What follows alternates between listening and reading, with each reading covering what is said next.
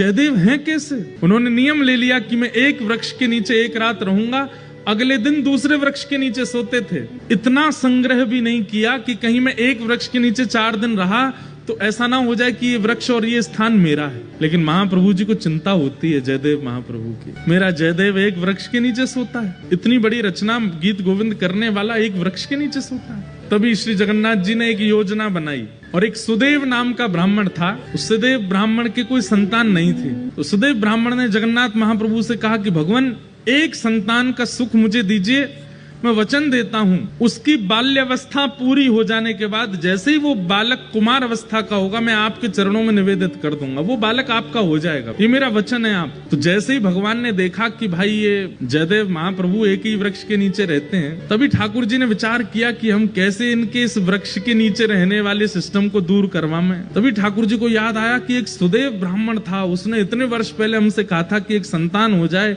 वो हमें अर्पित करेगा। ठाकुर जी की कृपा से उस सुदेव ब्राह्मण के एक पुत्री ने जन्म लिया। महाप्रभु जी ने विचार किया कि उसकी पुत्री अब विवाह के योग्य हो गई है। महाप्रभु जी ने उसको स्वप्न दिया सुदेव ब्राह्मण को, और स्वप्न में जाकर के उसको याद दिलाया, तुमने हमसे कहा था एक संतान होगी तो तुम हमको अर्पित करोगे, तुम्हारी बेटी हुई, अब भूल गए अपना वचन। अगले दिन ही सुदेव अपनी बेटी लेकर के महाप्रभु जगन्नाथ जी के सामने गया।